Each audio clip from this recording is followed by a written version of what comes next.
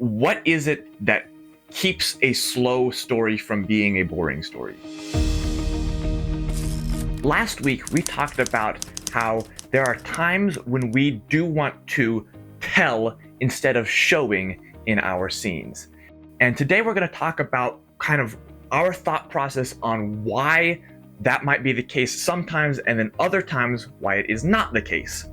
So a little bit of background of what we've been working on this week. I have finished a first draft of a scene with our main character, Arnold, talking with his parents about a decision that he's thinking about making. And the logical next thing after this scene is for Arnold to talk with Vanessa, another main character who this decision is going to be made with, and talking to her about the parents, the discussion that he had with his parents.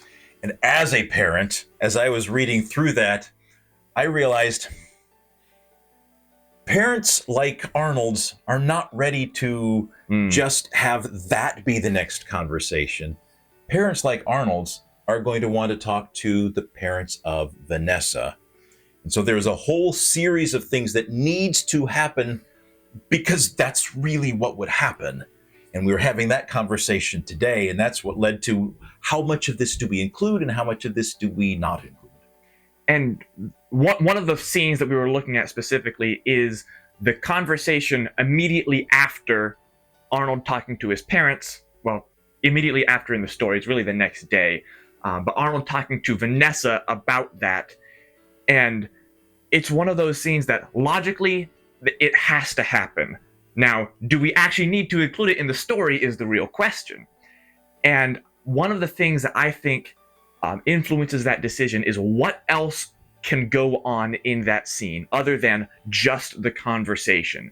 And this is still early on. It's about the second chapter probably that this scene would take place. And there's still a lot of introduction that needs to be done to the characters.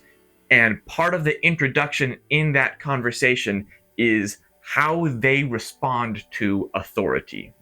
They have very different relationships with their parents, very different responses to their parents' authority.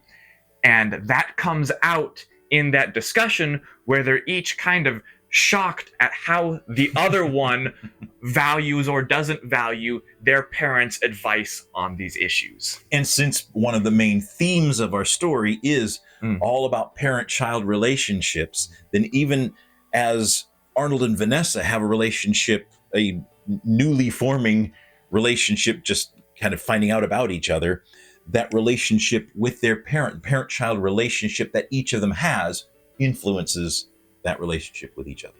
And so that is something that I think makes this scene worth including in our book, is because it's not just the logical thing that happens, they're going to have this conversation, but it's very helpful at introducing who they are, how they react to, how they interact with this theme that's going to be prevalent throughout the book.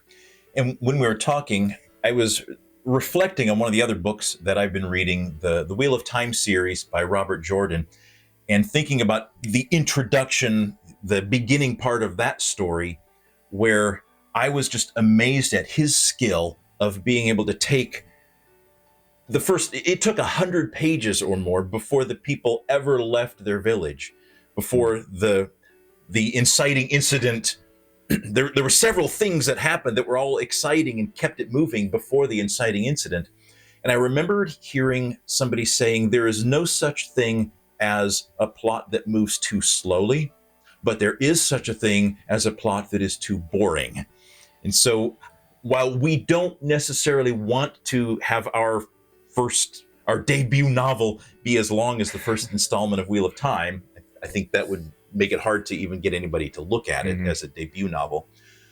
So there is still a lot of value in exploring how much of this can we cut just to keep the novel short. But yet it's also interesting to look at how it's possible to make those things interesting if we do want to expand the story. So as you're looking at the difference between what was it, like a slow novel versus a boring novel, what is it, and maybe like specifically in Wheel of Time, that keeps a slow story from being a boring story? What I guess it's kind of the same question as what is it that makes a story interesting? Yeah. And it's that constant overlap of, when we were talking about this, we wanted to share this with the reader because it's a question that needs to be answered for the story to move across. But is it a question that the reader is asking? Yeah. So what Robert Jordan and a lot of other authors do really well to keep the thing interesting is it's this constant overlap of setup and payoff, setup and payoff.